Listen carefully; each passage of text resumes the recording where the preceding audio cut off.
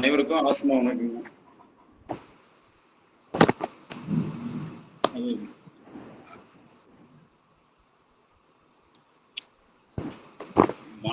மனம் அது செம்மையானால் மந்திரம் ஜெயிக்க வேண்டாம். மனம் அது செம்மையானால் வாயுவை உறுத்த வேண்டாம். மனம் அது செம்மையானால் வாசியை நிறுத்த வேண்டாம். மனம் அது செம்மையானால் மந்திரமும் செம்மையமே அப்படிங்கிறது அகத்தியரோட மூல கருத்து. நம்ம எல்லா பாடமும் எல்லா புரிதலும் மனசுக்கு தான். சும்மா இருக்கிறதுக்கு எந்த பாடமும் தேவையில்லை. நம்ம சாமியோட கருத்து, தேனிசாமியோடத.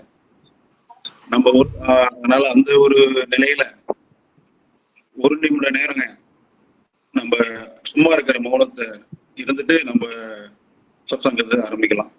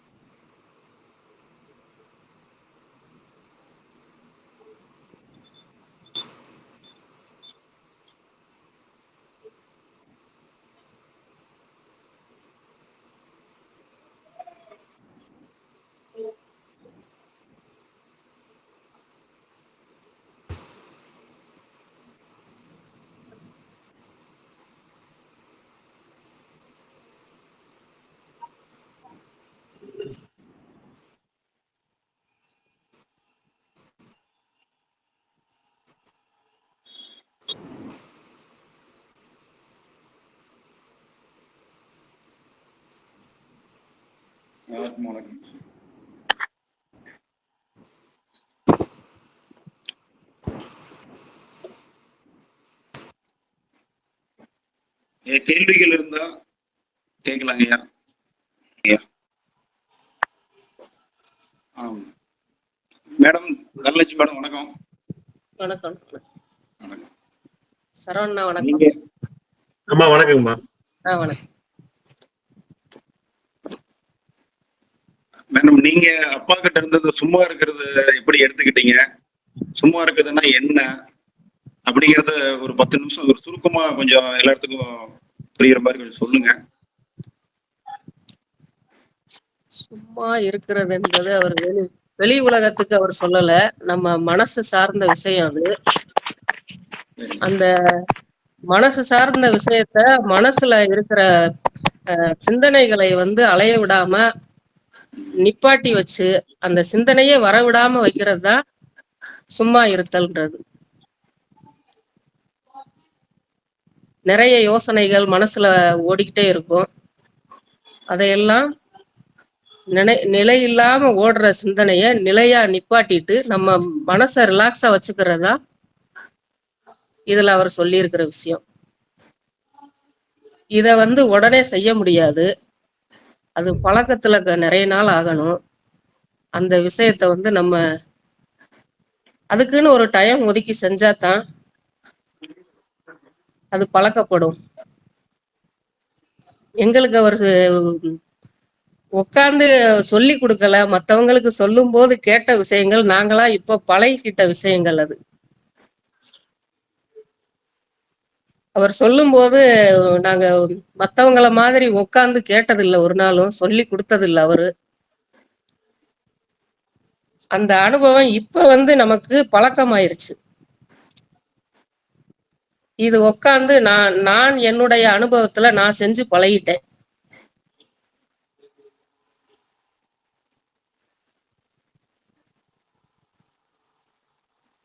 வேற எங்கேயும் இதை தேடி அலைய வேண்டாம், நமக்குள்ளேயே இருக்கு. அதை நம்மளே உட்கார்ந்து அதை பழகிட்டோம்னா நமக்கு அதான் தன்னால வந்துடும். இதை வேற எங்கேயுமோ கிளாஸ் போயோ அடுத்தவங்க சொல்லி கொடுத்தோ வர வேண்டிய அவசியம் இல்லை. இது நம்மளா தனிமையில உட்கார்ந்து பழகணும். அந்த மனசு ஓடிக்கிட்டே இருக்கிறத நிலையா நிப்பாட்டினா மட்டுமே அது நமக்கு நமக்குள்ளேயே அந்த விஷயங்கள் நிறைய விஷயங்கள் நடந்திருக்கு. இதை நானும் அனுபவிச்சிருக்கிறேன். அவர் சொல்லும் பொழுது நாங்க கேட்டது கிடையாது. இப்ப அத நான் செஞ்சு பார்க்கையில, அ அது நல்லாவே நமக்கு தெரியுது. இது வந்து நைட்டு ஒரு 9 மணிக்கு மேல உட்கார்ந்து ஒரு 1/2 மணி நேரம், ஒரு 10 நிமிஷம், அதுக்கப்புறம் ஒரு 20 நிமிஷம் அப்படி உட்கார்ந்து பார்க்கையில, நமக்குள்ளேயே அந்த ஒரு சில விஷயங்கள், மாற்றங்கள் கொஞ்சம் கொஞ்சமா நிறைய அனுபவப்பட்டாச்சு. இத விட அவரு அ சமாதியில போய் உட்கார்ந்து செஞ்சோம்னா, சட்டுன்னு அந்த இது வந்துருது நமக்கு. இத செய்ய செய்ய கொஞ்ச நாள் கழிச்சு, இந்த உலகத்திலே இல்லாத மாரி ஒரு பறக்கிற மாதிரி ஒரு ரிலாக்ஸா இருக்கு மனசு. எந்த ஒரு சிந்தனையுமே நமக்கு நிலையானது கிடையாது. சிந்திச்சுட்டு அடுத்த நிமிஷம் ஓடி போயிரும். அவர் சொன்ன விஷயங்கள வந்து நாங்க பழகுனதுக்கு அப்புறம், கண்ண மூடி உட்கார்ந்து அந்த இத வந்து ந பார்க்கையில அந்த ஜோதி வடிவம் தெரியுது. இருபுருவம் மத்தியில பார்த்துட்டு, அத நம்ம அடிக்கடி அத செஞ்சு பார்த்தோம்னு வச்சுக்கோங்க. மனசு சும்மா இருக்கிறது தான் நமக்கு சும்மா இருன்னு அவர் சொல்லியிருக்காரு. வெளி உலகத்துக்கு கிடையாது. இத நம்ம ரெகுலரா செஞ்சு பார்க்கையில, அது ஒரு 2 மாசம், 3 மாசத்துக்குள்ள நமக்குள்ள இருக்கிற விஷயத்த நம்மளே புரிஞ்சுக்குருவோம். இத யாரையும் சொல்லி உட்கார்ந்து இத செய்யுங்கன்னு அவங்களா அதுக்கு வரணும், முன் வரணும். இது ஒரு நாள் பாடம் கிடையாது. இது வந்து கேள்விக்கு தான் வரும் கேட்கறதுக்கு. இது எப்படி உட்கார்றது? என்ன பண்றதுன்னு. இது ஒரு 5 நிமிஷம் முதல் நாள் உட்கார்றோம். மறுநாள் ஒரு 10 நிமிஷம் ஆகும். அந்த 10 நிமிஷம் வந்து வெளியில இருக்கிற சத்தமெல்லாம் கேட்கும். அதெல்லாம் கம்மி பண்ணணும். அப்புறம் ஒரு 10 நாள் கழிச்சு அதெல்லாம் நமக்கு கேட்காது. உட்கார்ந்து உட்கார்ந்து பழக பழக வெளி சத்தம் எதுவும் நமக்கு கேட்காது. நமக்கு உள்ள இருக்கிற விஷயங்கள் வந்து நம்ம நம்ம உடம்புல இந்த ஆத்மா இருக்கான்றதே நமக்கு தெரியாது. ஏதோ வெளி பிளேன்ல பறக்கிற மாதிரி இருக்குன்னு வைங்க. அந்த அனுபவம் வந்து எனக்கு உண்டு.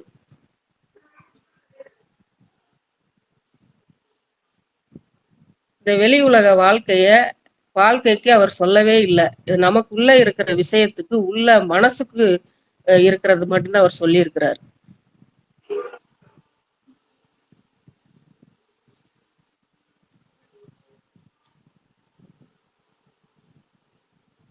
சரவணண்ணா சரிங்களா? இதை கரெக்டா சொல்றீங்களே. நல்லா நல்லா சூப்பரா சொல்றீங்க. சூப்பர். நல்லா இருக்கு.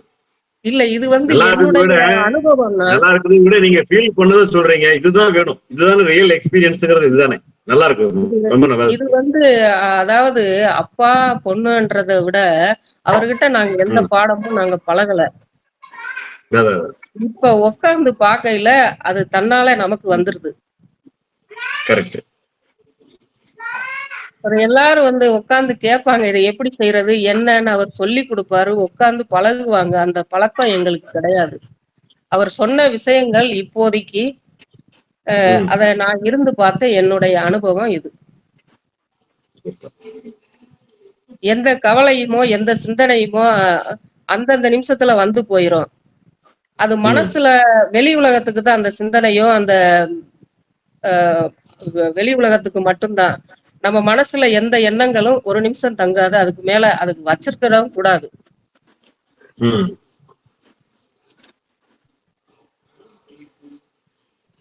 இப்படிதான் நான் பாக்குறேன். இந்த சூப்பர். அனுபவம் எனக்கு கிடைச்சது. சூப்பர். இன்னும் வேற ஏதாவது சொல்லணும் சொல்லுங்க. நல்லா இருக்கு.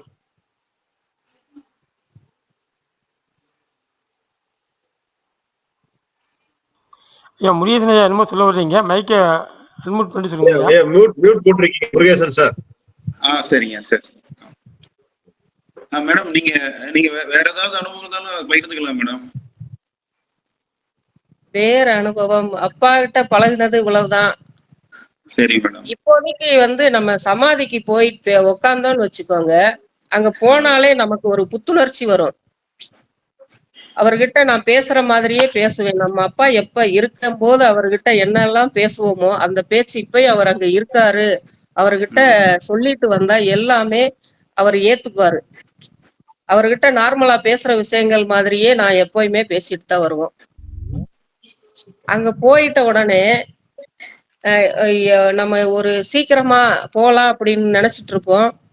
அந்த டயத்துக்கு வேற விஷயங்கள்லாம் இருக்கும். ஆனா அந்த கரெக்டான டயத்துக்கு அங்க போய் நின்றுவோம். அவர்கிட்ட போறதுக்கு மட்டும் எந்த தடைகளுமே வராது. அவரை போய் இன்னைக்கு பார்க்கணும்னு மனசுல நினைச்சிட்டோம்னா அந்த நிமிஷம் அங்க போயிருவோம்.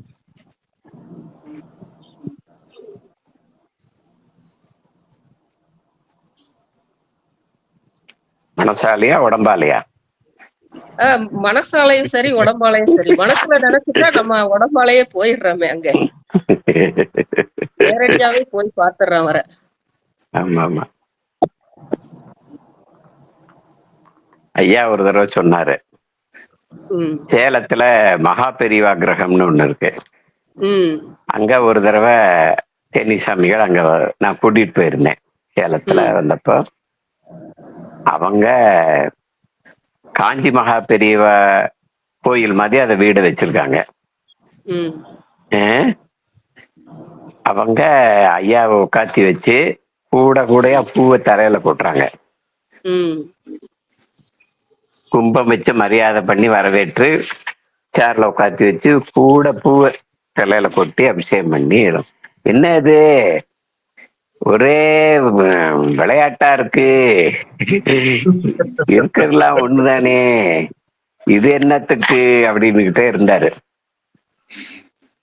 அந்த அம்மா தேனிக்காரம்மா, தேனியில பிறந்து வளர்ந்தவங்க. தேனி பக்கத்துல போடியிலயா இல்ல தேனி இல்லையா வத்தரா இருக்கு இல்லையா, இது தேனி பக்கத்துல வேற ஏதோ சின்ன ஊரு அது. அப்படியா, எந்த ஊருன்னாரு ஐயா. அந்த அம்மா இந்த ஊரை சொன்னாங்க. அப்படியா, அப்பா பேர் என்னன்னு அப்பா சொன்ன. ஓ, 25 ரூபா வக்கீல் பொண்ணா நீ? எந்த கேஸ்க்கு 25 ரூபாய்க்கு மேல ஃபீஸ் வாங்க மாட்டாரு. அப்புறம் ஏழையா இருந்தா காசு இல்லைன்னா அவனுக்கா வாதாடுவாரு, அவனுக்கு செலவுக்கு காசு கொடுத்து விடுவாரு அப்படின்லாம் சொல்லி இது பண்ணாங்க. அந்த அம்மா ஒரு ஞான நிலையில இருக்கிற அம்மா. அந்த அம்மாவும் அவங்க என்ன சொல்றாங்கன்னா, எங்க இந்த பெரியவா கிரகம் அப்படின்னா ஒரு ஆசிரமமாய் நடத்துவாங்க. அதுல பெரியவா படங்கள் ஒரு 300 படம் இருக்கும். பெரியவருடைய மகா பெரியவருடைய சாநித்தியம் நம்ம அதை ஃபீல் பண்ணலாம். அங்க பல சன்னியாசிகள் பல ஊர்ல இருந்து பெரிய பிரமுகர்கள் எல்லாம் வந்துட்டு போயிருக்காங்க. ஆனா அந்த அம்மா சொல்லுவாங்க, மகா பெரியவாளுக்கு அடுத்தது தேனி சாமிகள் வந்தப்பதான் நான் ஒரு பெரிய மகான் நம்ம இடத்துக்கு வந்திருக்கான்றத நான் ஃபீல் பண்ணேன், புரிஞ்சுக்கிட்டேன் அப்படின்னாங்க. அப்புறம் அடுத்து ஒரு தடவை நான் தேனிக்கு போறேன், தேனி சாமியில பார்க்க போறேன்னு அவங்க வீட்டுல போய் சொல்றேன். அப்ப அவங்க என்ன சொன்னாங்க, எங்களுடைய நமஸ்காரங்களை தேனி சாமிகளுக்கு தெரிவிங்க அப்படின்னாரு. அந்த இடத்துல இருக்கிற ஐயரும் அம்மாவும். நான் தேனி சாமிகளை பார்க்க வந்தப்ப, ஐயா அந்த மாதிரி மகா பெரிவா கிரகத்துல இருக்கிற ஐயரும் அந்த அம்மாவும் உங்களுக்கு நமஸ்காரத்தை தெரிவிக்க சொன்னாங்க. அது என்ன நமஸ்காரத்தை தெரிவிக்கிற, அங்கிருந்து கொண்டு வர்றதுக்கு ஒரு ஆளா? அங்க நினைச்சா இங்க வந்துட்டு போகுது. நமஸ்காரத்தை கொண்டு வர்றதுக்கு ஒரு ஏஜெண்டா அப்படின்னு. அது மாதிரி நம்ம ஐயாவை நினைச்சா அவர் இங்க வந்துடுறாரு அல்லது நம்ம அங்க போயிடுறோம். அந்த அளவுல நீங்க சொல்றது ரொம்ப உண்மையான விஷயம். அங்க நினைச்சா போதுமே, இங்க வந்துருமே. நீ என்ன கொண்டு வர தூக்கிட்டு வர்றதுக்கு ஒரு ஆள், தூக்கிட்டு வர்றதுக்கு ஒரு ஆள் போகணும்னு நினைப்போம், அதுக்கு முன்னாடி அங்க போயிருப்போம். அதான் அதுவும் நடக்குது. ஐயா ஐயா தனலட்சுமி மேடத்துக்கிட்ட ஏதாவது கேள்வி கேட்க விரும்புறீங்களா ஐயா? அப்படி விரும்புறதா கேட்கலாங்க ஐயா. மியூட் ஆன் பண்ணிக்கிட்டு கேளுங்க. மேடத்துல ஏதாவது கேள்வி கேட்கணும்னா கேளுங்க.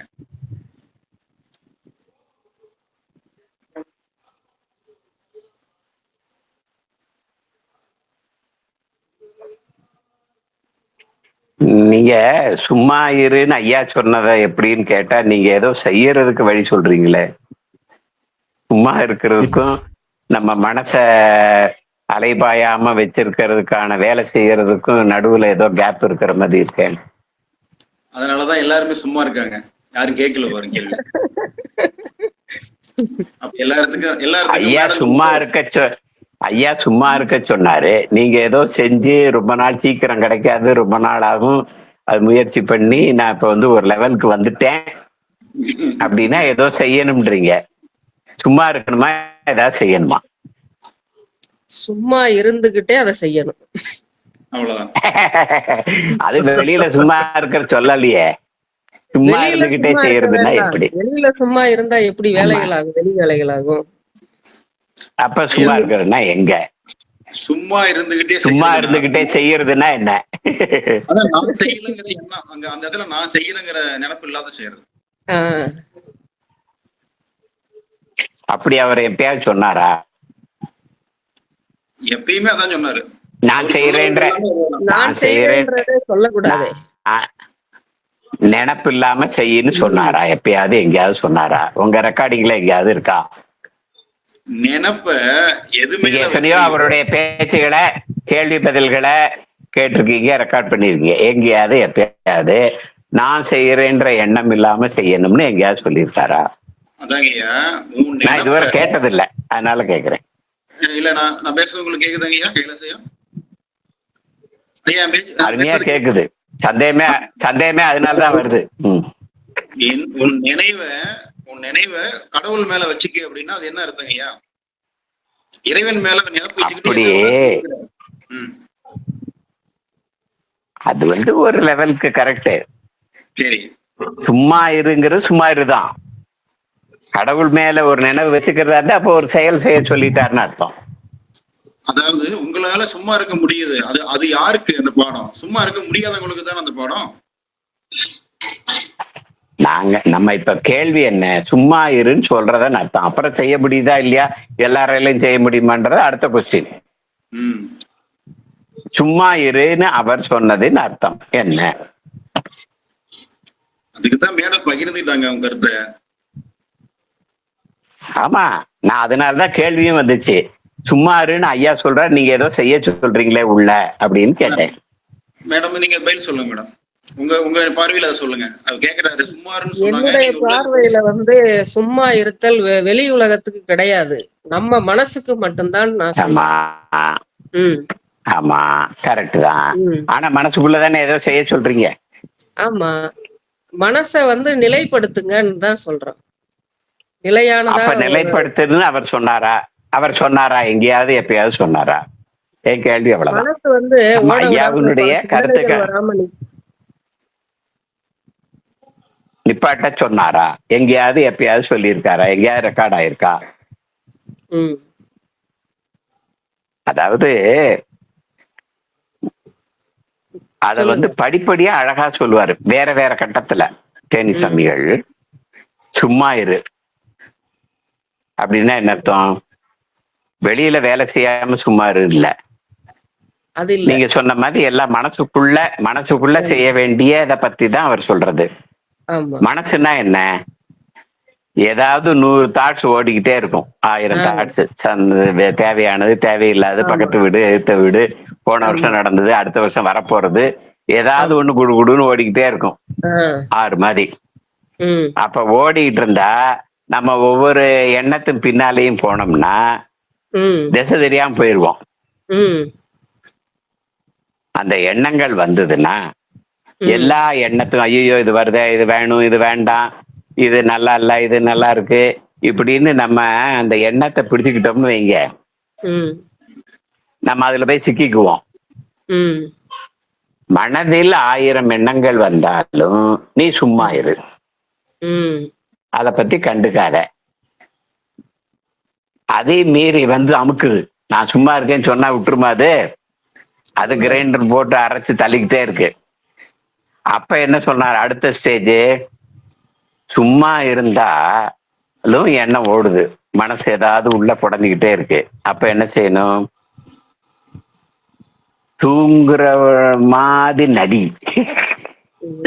தூங்குறவனை எழுப்பிடலாம், தூங்குறவன மாதிரி நடிக்கிறவனை எழுப்ப முடியாதுல்ல. அது என்ன வருது, அப்பா நான் இனிமே பேச மாட்டேன்ப்பா, நான் தூங்கிட்டேன்ப்பா அப்படின்னு இருக்கிறது. அந்த எண்ணங்களை கண்டுக்காம இருக்கிறது. அப்ப அது அதையும் மீறி நான் என்ன நீ என்ன நீ பலஜாலியா நான் பலசாலியா பாக்குறேன்னு அப்பயும் வரும். அப்ப நீ செத்தவே மாதிரி இரு. அடுத்த ஸ்டேஜ் தூங்குற மாதிரி நடிச்சா கூட அடிச்சு கட்டை கிட்டே வச்சு அடிச்சு எழுப்புறாங்க. செத்தவே மாதிரி இரு அப்படின்னா ஐயா நம்ம மனசுக்குள்ள உள்ள விஷயத்தை தான் அவர் சரி பண்றதுக்கு சொல்றாரு. ஆனா எந்த இதையும் கட்டுப்படுத்தவோ அல்லது நீ தடுத்து நிறுத்தவோ அல்லது இந்த கெட்ட எண்ணத்துக்கு பதிலாக நல்ல எண்ணத்தை எங்கேயுமே சொல்லல. சும்மா இரு, அது பாட்டு வந்துட்டு போதியா, நீ பாட்டு கம்முன்னு இருப்பா, நீ ஒரு ஆணியும் புடுங்க வேணாம் அப்படின்ற மாதிரி. அப்ப என்ன ஆகும், இப்ப நம்ம ஒரு எண்ணம் வருது, ஐயோ அடுப்புல ஒலை வச்சிருக்க, இப்ப இப்ப வாசனை வருது, பால் பொங்கிருச்சா இல்ல ஒலை தண்ணி கொதிச்சிருச்சா அப்படின்னு நீங்க இப்ப அடுப்புல போய் பார்க்க போனீங்கல்ல, அந்த மாதிரி ஏதாவது ஒரு எண்ணம் வரும். எண்ணம் வந்தா நம்ம செயல்படுத்தணும்னு நினைச்சோம்னா அதுக்கு ஆற்றல் போகுது. செயல்படுத்த வேண்டாம்னு நினைச்சோம்னா அதுக்கு ஆற்றல் போகாது, நம்ம செயல்படுத்த மாட்டோம். ஆனா மனசுக்குள்ள எத்தனையோ ஓடிக்கிட்டு இருக்கிறத, ஐயோ இது வருதே, இது வருதே, இது நல்லதா இது கெட்டதா, நல்ல எண்ணம் தான் வரணும் கெட்ட எண்ணம் வரக்கூடாது இப்படின்னு ஏதாவது யோசிக்க ஆரம்பிச்சோம்னா நம்ம கவனம் அங்க திரும்பிச்சுன்னா நம்ம ஆற்றல் அங்க வீணாகும். ஐயா என்ன சொன்னா, ஏதோ வந்துட்டு போயா, நீ வெளியில செய்ய வேண்டிய வேலை வந்துச்சா செய்ய, இல்லாட்டி கம்முன்னு இரு, சும்மா இரு, அந்த எண்ணங்களுக்கு மதிப்பு கொடுக்காத. அதே மீறி எண்ணங்கள் தாக்குதா, பழசு புதுசு எதிர்காலம் கடந்த காலம் ஏதாவது ஒண்ணு தாக்குதா, செத்த தூங்குறவன மாதிரி நடி, அப்பயும் தாக்குதா, செத்தவன மாதிரி இரு. அப்ப சும்மா இருத்தல் என்பது மனதில் ஏற்படும் எண்ணங்களை நாம் கையாள வேண்டுமா, சரி செய்ய வேண்டுமா, அல்லது முன்னேற்ற வேண்டுமா, கட்டுப்படுத்த வேண்டுமா என்பதை பற்றி ஐயா ஒரு நாளும் சொல்லல. கண்டுக்காம விடு, சும்மா இரு, அது பாட்டு வந்துட்டு போகுது, எனக்கு என்னன்னு இரு. அதுதான் உண்மையான சும்மா இருத்தல். அப்ப என்ன ஆகும், தேவையில்லா எண்ணங்கள் அது பாட்டு நதி மாதிரி ஓடி ஓடி அதான் தீர்ந்துக்கிறோம். நம்ம அதுக்கு எந்த முயற்சியும் செய்ய தேவையில்லை. அப்ப என்ன ஆகும், மைண்டு தெளிவா இருக்கும். அப்ப நம்முடைய ஆற்றலும் பிரபஞ்ச ஆற்றலும் ஈஸியா கனெக்ட் ஆகும். சும்மா இருங்கிறது ரொம்ப அற்புதமான ஒரு விஷயம். ஆனா அதை நம்ம புரிஞ்சுக்கிட்டோம்னா எந்த முயற்சி பயிற்சியும் தேவையில்லை, எந்த கட்டுப்பாடும் தேவையில்லை, நம்மளுடைய எந்த மனசை சரி பண்ணணும்ன்ற எந்த முயற்சியும் தேவையில்லை, கண்டுக்காம விடுறது மட்டும்தான் சும்மா இருத்தல். நம்ம எதுவும் செய்யறதுக்கான முயற்சி பண்ணாலே சிக்கிக்குவோம். ஐயாவினுடைய பேசிக் கான்செப்ட், அது முக்கியமான கான்செப்ட். ஐயா வாழ்ந்து காட்டினாரு. ஏன்னா வெளியில அவர் எந்த வேலை வந்தாலும் செய்யாம இருக்கிறது இல்லை. ஆனா அகத்துல எந்த எண்ணம் வந்தாலும் ஓகே, வந்துட்டு போகுது போயிட்டு போகுது அப்படின்னு விட்டுட்டு நிர்மலமா எதுலையும் தேங்கி நிக்காம சுத்தமா நீரோடை மாதிரி எப்ப வேணாலும் வெளியில கனெக்ட் பண்ணிக்கிறாரு, திரும்ப உள்ள போயிடுவாரு. நானே ஜீவம், நானே பரமாத்மா, அகம் பிரம்மாஸ்மி, பிரம்ம எது வேணா சொல்லுங்க, தத்துவமசி, அது அந்த நிலையிலே இருந்து பேசினவர். அவரால் எப்ப முடியுது அப்படின்னா, மனம் தெளிவா இருக்கும்போது இவருடைய ஆன்ம சக்தியும் பிரபஞ்ச சக்தி ஈஸியா கனெக்ட் ஆயிருது. அவர் நினைக்கிறது வெளியில் நடத்த, நம்ம நினைச்சாலும் அவர் நம்மளோட கனெக்ட் பண்ணிக்கிறாரு, உடனே நம்ம கிட்ட வர்றாரு அல்லது நம்மளை அங்க வர வைக்கிறாரு. அது சாத்தியமாகுது எப்பன்னா, மனம் எந்த விதமான முயற்சியும் இல்லாமல் தானே சரியாகும்படியாக நம்ம அதை கட்டுப்படுத்த எந்த முயற்சியும் செய்யாமல் சும்மா இருக்கும்போது இது இயல்பாக எளிதாக நிகழ்கிறது. இது என்னுடைய அண்டர்ஸ்டாண்டிங். இதுல மாற்று கருத்து இருந்தா சொல்லுங்க, பேசுவேன். நன்றிங்க, நன்றி. உங்களுடைய சாமி கிட்ட இருந்ததுல நீங்க அந்த ஒரு சும்மா இருந்ததுல ஒரு அற்புதமான விளக்கமா கொடுத்துருக்கிறீங்க. ரொம்ப நன்றிங்க ஐயா. வேற யாருக்காவது கேள்வி இருக்காங்க ஐயா? ஐயா விளக்கம் கொடுத்தாங்க. ஏங்க இருங்க, அவங்க இந்த கருத்துல மாற்று கருத்து இருந்தா சொல்லுங்க அப்படின்றேன் நான். அதாங்க, அதுதான் கேள்வி. அவங்க ஏதாவது சொல்ல போறாங்களா? ஒரு நிமிஷம், கேள்வியா தானே அவங்க யாராவது கேள்வி இருக்குதானே கேக்குறாங்க ஐயா? இல்ல ஏற்கனவே மேடம் பேசுன வச்சு நான் பேசினதுனால மேடத்துக்கிட்டயே இன்னமும் ஏதாவது சொல்ல விரும்புறீங்களா, கேட்க விரும்புறீங்களான்ற? இல்லைங்கய்யா, இல்லைங்கய்யா. மேடம் யார் வேணாலும் கேட்கலாம், அதுல என்ன இருக்கு? இது சரியா தோணுதா? இல்ல இவர் சரிதான், நான் நீங்க சொல்ற சொல்ற விளக்கம் சரின்னு விஷயங்கள் தோணுதா? சரிதாங்கய்யா. ஏன்னா இத நீங்க நீங்க இன்னைக்கு ஆரம்பிச்சீங்கன்னு வைங்களேன், சும்மா இருக்க, உண்மையா சும்மா இருத்தல தான். எந்த முயற்சி பண்ண வேண்டாம். மனசை சரி பண்ண, கட்டுப்படுத்த, தேவையில்லாத எண்ணங்களை நிறுத்த எந்த முயற்சியும் பண்ணாம விட்டீங்கன்னா தானே பலம் இழந்து போயிரும்.